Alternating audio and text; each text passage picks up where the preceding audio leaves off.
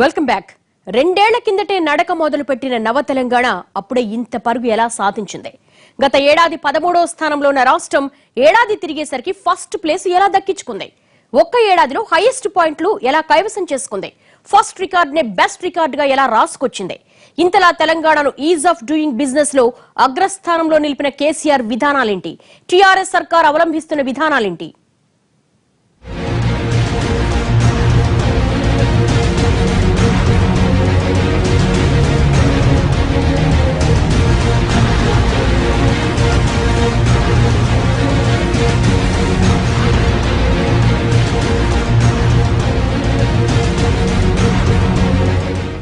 రెండున్నరేళ్ల కిందట దేశంలో 29వ రాష్ట్రంగా ప్రయాణం మొదలుపెట్టిన తెలంగాణ రెండేళ్లలోనే ఈజ్ ఆఫ్ డూయింగ్ బిజినెస్ జాబితాలో అగ్రస్థానాన్ని దక్కించుకోవటం చూస్తుంటే రాష్ట్ర అభివృద్ధి మీద కేసీఆర్ ప్రభుత్వం ఎంత చిత్తశుద్ధితో పనిచేస్తోందో అన్న విషయం అద్దం పడుతోంది. నవ తెలంగాణ భవిష్యత్తును బంగారుమయం చేసుకోవటానికి టీ సర్కార్ విశ్వ ప్రయత్నాలు చేస్తోంది. కొత్త రాష్ట్రం అన్న కసి ఉంది. దానికి తగ్గట్టుగానే వాళ్లు అడుగులు వేస్తున్నారు. అందుకే ఈ స్థాయి విజయం సాధ్యమైంది.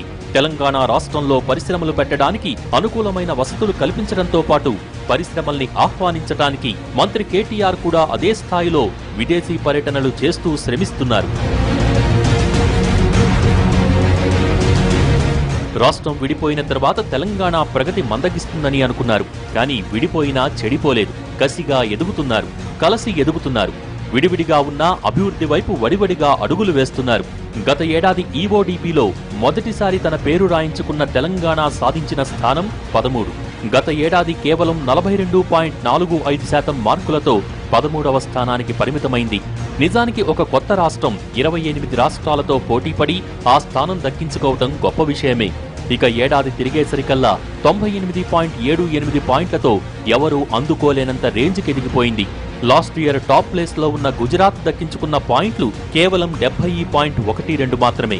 కానీ సెకండ్ అటెంప్ట్ లోనే తెలంగాణ ఈ స్థాయి పాయింట్లు దక్కించుకోవటం నిజంగా హర్షణీయమే.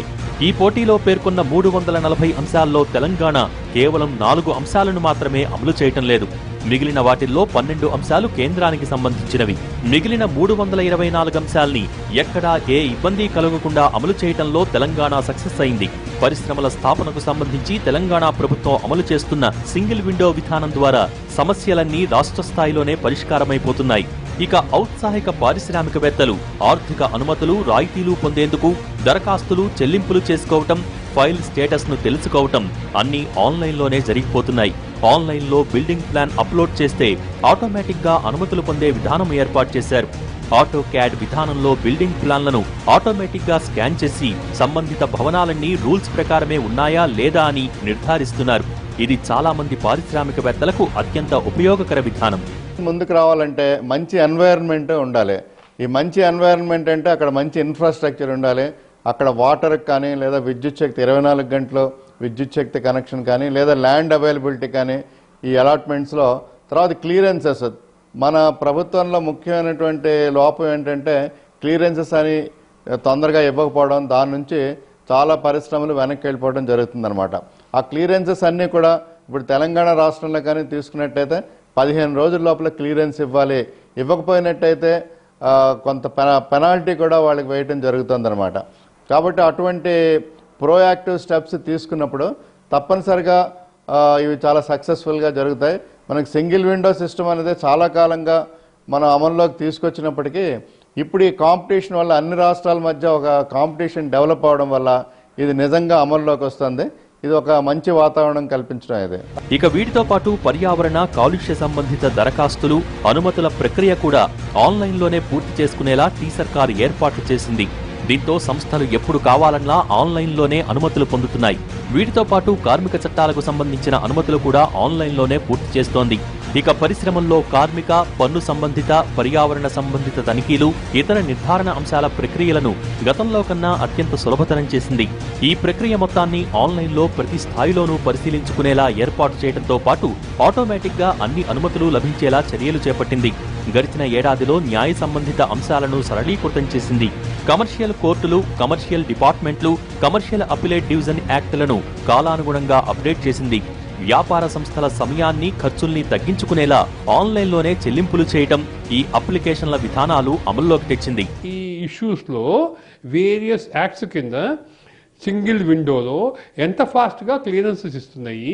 ఈ క్లియరెన్సెస్ ఇవ్వడానికి మధ్యలో ఉన్న రూల్స్ కానీ రెగ్యులేషన్స్ కానీ ఫామ్ సబ్మిషన్ కానీ ఇవన్నీ అంతా సింప్లిఫై చేసాయి. ఇది బేసిక్గా ఈ simplification of the whole procedure అది ఈజ్ ఆఫ్ డూయింగ్ బిజినెస్ అనమాట. సో మీరు కనుక వెళ్ళి వాళ్ళ కంపెనీ పెడదాం అనుకుంటే ఆ కంపెనీ వెంటనే పెట్టగల స్థితిలో ఉండాలి. అది is of doing business. So అందుకని ఈ ప్రొసీజర్ సింప్లిఫికేషనే ఈ బేసిక్గా వచ్చే ర్యాంకింగ్ వచ్చే పాయింట్ అన్నమాట. నిజానికి 2 ఏళ్లలో తెలంగాణ ప్రభుత్వం ఈ స్థాయి ఘనత సాధించడానికి కారణం ఒక్కటే, అదే TS iPASS, industrial policy framework for the state of Telangana పేరుతో పరిశ్రమల స్థాపనకు అత్యంత సరళీకృత విధానాల్ని అమలు చేస్తున్న తెలంగాణ ప్రభుత్వం 2వ ప్రయత్నంలోనే మొదటి స్థానాన్ని దక్కించుకుంది. గత ఏడాది యాక్సిలరేటెడ్ స్టేట్ లిస్టులో ఉన్న తెలంగాణ ఒక్క రాష్ట్రమే తన టిఎస్ ఐపాస్ విధానంతో అన్ని రాష్ట్రాలను వెనక్కి నెట్టేసి అగ్రస్థానంలో నిలిచింది. అంతేకాదు ఆ దూకుడుతో మొదటి స్థానంలో ఉన్న గుజరాత్ను 3వ స్థానంలోకి నెట్టేసింది. టిఎస్ ఐపాస్ విధానం రూపొందించడమే కాకుండా దాన్ని అత్యంత సరళీకృతంగా అమలు చేసి ఈ ఘనత దక్కించుకుంది. ఈజ్ ఆఫ్ డూయింగ్ బిజినెస్ లో తెలంగాణకు మొదటి స్థానం దక్కడంపై రాష్ట్ర సీఎం కేసీఆర్ హర్షం వ్యక్తం చేశారు. తెలంగాణ మంత్రి కేటీఆర్ కూడా తన సంతోషాన్ని ట్విట్టర్లో పంచుకున్నారు. 2 సంవత్సరాల కొన్ని నెలల వ్యవధిలోనే తెలంగాణ ఈరోజు భారతదేశంలోని మిగతా అన్ని రాష్ట్రాలకు కూడా ఒక ఆదర్శ రాష్ట్రంగా, ఒక మోడల్ స్టేట్గా ఎన్నో రంగాల్లో నిలబడ్డ విషయం మీకు విదితమే, మీ అందరికీ కూడా తెలిసిందే. ఇది కేవలం కేంద్ర ప్రభుత్వ రంగ సంస్థలు వారు నిర్ణయించే ప్రాతిపదికల ఆధారంగా మాత్రమే కాకుండా ఎన్నో రకాల ప్రైవేట్ సంస్థలు వారి సర్వేలు, వారు ఇచ్చే అవార్డ్స్ ఇప్పటికే తెలంగాణ ఎన్నో రంగాల్లో అందుకున్న విషయం కూడా మీకు తెలిసిందే. Most promising state of the ఇయర్గా, అదే రకంగా state with most inclusive development అని చెప్పేసి. గత 2 ఏళ్లుగా తెలంగాణ ప్రభుత్వం అమలు చేస్తున్న విధానాల వల్ల 2550 కొత్త పరిశ్రమలు రాష్ట్రానికి వచ్చాయి. ఇదే స్ఫూర్తిని భవిష్యత్తులోనూ కొనసాగించి రాష్ట్రాన్ని అభివృద్ధి దిశగా పరుగులు పెట్టించాలని చూస్తోంది టీ సర్కార్. కసిగా అడుగులేశారా? కలిసి విజయం సాధిస్తున్నారా?